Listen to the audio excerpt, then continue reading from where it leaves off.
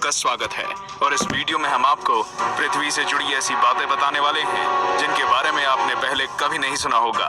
तो आइए जानते हैं इनके बारे में।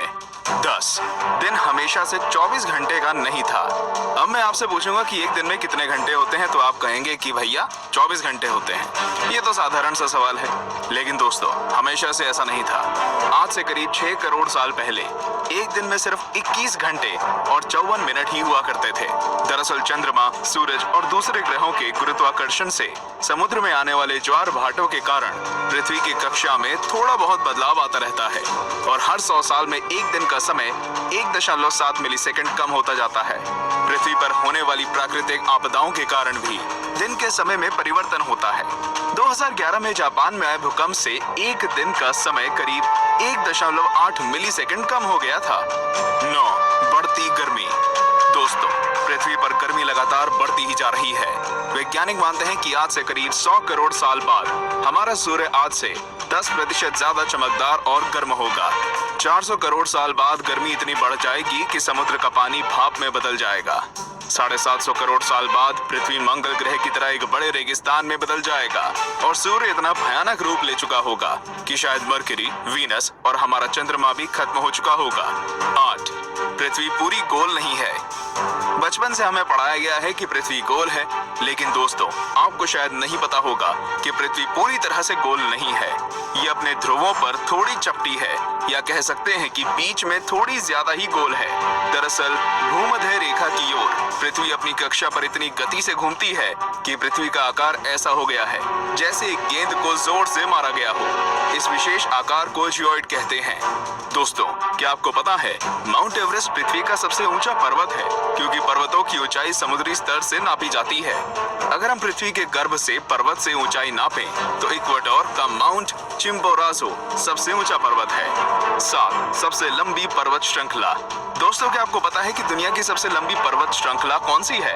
आप में से ज्यादातर लोगों का जवाब एंडीज पर्वत श्रृंखला होगा, लेकिन ऐसा नहीं है। असल में दुनिया की सबसे लंबी पर्वत श्रृंखला का सिर्फ 10% भाग ही हमें दिखता है और बाकी भाग समुद्र की गहराइयों में है। इसे हम मिड ओशियन रिज सिस्टम के नाम से जानते हैं।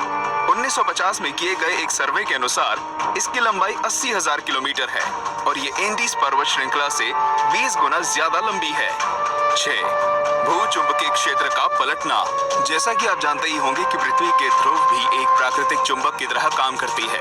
वैज्ञानिकों का मानना है कि पृथ्वी अपनी चुंबकीय दिशाओं को पलटता रहता है और आने वाले समय में भी ऐसा होगा। लेकिन दोस्तों चिंता करने की बात नहीं है, क्योंकि इसका हम पर कोई प्रभाव नहीं पड़ने वाला। हाँ, बस दुनिया के सभी कंपास बिगड़ जाएंगे। लेकिन परेशानी तो डॉल्फिन और व्हेल मछली को काफी होगी, क्योंकि वो तो इन चुंबकीय तरंगों से ही अपना रास्ता खोजती हैं। आप क्या सोचते हैं, क्या हमें ऐसे जीवों के लिए कुछ करना चाहिए? वीडियो को लाइक करके अपनी सहमति प्रकट कर सकते हैं या नीचे कमेंट कर सकते हैं। 5 असमान ग्रेविटी। दोस्तों आप में से कई लोग ये समझते होंगे कि पृथ्वी पर हर जगह ग्रेविटी या गुरुत्वाकर्षण एक सा ही होता है। आपको बता दूं कि ऐसा बिल्कुल भी नहीं है। कनाडा का हडसन बे एक ऐसा ही उदाहरण है। यहाँ की ग्रेविटी पृथ्वी की दूसरी जगहों की तुलना में काफी कम है। माना जाता है कि यहाँ पर पृथ्वी के गर्भ और सतह के बीच पर्याप्त द्रव्यमान नहीं है, जिसके कारण यहाँ की ग्रेविटी कम है। सन 2009 में अंतरिक्ष में भेजी गई एक सैटेलाइट से पृथ्वी की अलग अलग जगहों की ग्रेविटी नापी गई थी, जिसमें इस जगह के बारे में पता चला था। वैसे पृथ्वी पर ये इकलौती ऐसी जगह नहीं है, बल्कि बहुत सी जगहों पर ग्रेविटी की ऐसी अनियमितताएं पाई गई हैं। 4 पेंजिया। दोस्तों आज पृथ्वी पर 7 महाद्वीप हैं, लेकिन आज से करीब 3 करोड़ साल पहले ये सभी महाद्वीप एक ही थे। मतलब पृथ्वी पर जमीन का एक टुकड़ा था जिसे हम पेंजिया के नाम से जानते थे। ये उस समय पृथ्वी के 1/3 भाग में फैला हुआ था। बाद में करीब 1 करोड़ 75 लाख साल पहले पृथ्वी की टेक्टोनिक प्लेट्स में हुई हलचल के कारण धीरे धीरे सभी महाद्वीप अलग अलग हो गए। भूवैज्ञानिकों की माने तो आज से करीब 2.5 करोड़ सालों के बाद सारे महाद्वीप एक बार फिर से जुड़ जाएंगे और एक बार फिर से पेंजिया का निर्माण होगा। 3 छिपा हुआ समुद्र। जी हाँ दोस्तों, आपने बिल्कुल सही सुना।